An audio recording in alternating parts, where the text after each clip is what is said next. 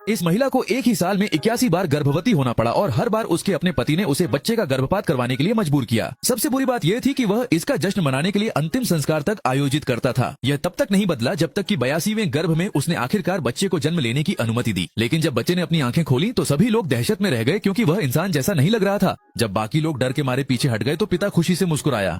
उसने उसके चेहरे को छुपाने के लिए खास तौर पर बनाई गई एक मास्क पहनाई और उसे ऐसे पाला जैसे वह कोई कुत्ता हो। उसने उसे एक कुत्ते के पिंजरे में बंद कर दिया, जानवरों के साथ रहने पर मजबूर किया और उसे वही बचा खुचा खाना दिया जो जानवर छोड़ देते थे। बच्चे के पास केवल 3 टांगे थीं, लेकिन फिर भी वह अद्भुत फुर्ती के साथ चल सकता था। समय के साथ उसने उस दयनीय जीवन को स्वीकार कर लिया, जब तक कि एक दिन उसने अपने पिता को अपने 2 छोटे भाइयों को नाचना सिखाते हुए नहीं देख लिया। वे बहुत भयानक थे। उन्होंने वही हरकत सैकड़ों बार दोहराई, फिर भी वे उसे सही से नहीं कर पाए। लेकिन इनुओ ने उसे केवल एक बार देखा और बिल्कुल सही तरीके से दोहरा दिया। सिर्फ इतना ही नहीं, उसने उन हरकतों को लेकर उससे कहीं ज्यादा खूबसूरत कुछ बना दिया। अपनी पूरी जिंदगी में पहली बार इनुओ को लगा कि उसे कोई ऐसी चीज मिल गई है जो सच में उसकी अपनी है, इसलिए वह दिन रात नाचने लगा।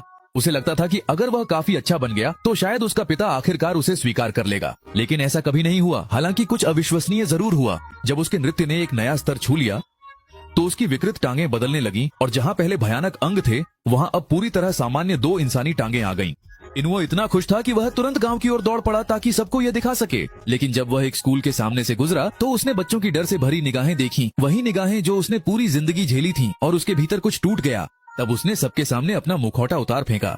गांव वाले चिल्लाने लगे और डर के मारे भागने लगे, जबकि इनुओ बस हंसता रहा और नाचता रहा। उसी रात जब वह मजे के लिए सैनिकों को डराने में लगा था, उसकी मुलाकात एक अंधे आदमी से हुई जिसे उससे बिल्कुल भी डर नहीं लग रहा था। वह आदमी एक प्रतिभाशाली बीवा वादक था। इनुओ ने उससे कुछ बजाने को कहा और जैसे ही तारों की आवाज गूंजने लगी उसका शरीर अपने आप हिलने लगा।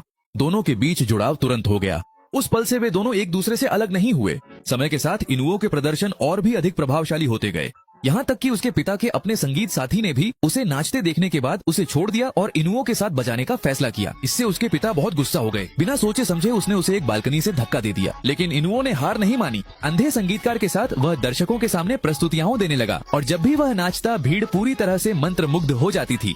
उसके एक प्रदर्शन के बाद उसके विकृत हाथ आखिरकार इंसानी रूप में लौट आए। उसकी प्रसिद्धि पूरे देश में फैलने लगी, यहाँ तक कि सम्राट के कानों तक भी पहुँच गई। सम्राट मंत्रमुग्ध हो गया और उसने इनुओ को शाही महल में प्रस्तुति देने का आदेश दिया। लेकिन लड़के के पिता की कुछ और ही योजनाएं थीं। उसने उससे झूठ बोला। उसने कहा कि प्रस्तुति के अंत में उसे सबके सामने अपना मुखौटा उतारना होगा। इनुओ एक पल के लिए झिझका, लेकिन उसने स्वीकार कर लिया। इसलिए दोनों कलाकारों ने अपने जीवन की सबसे बेहतरीन प्रस्तुति की तैयारी की। शो की रात इनुओ ने पहले कभी नाचने जैसा नाचा। हर भावना, हर दर्द, वर्षों से दबे हर आंसू, सब कुछ उसके नृत्य में झलक उठा।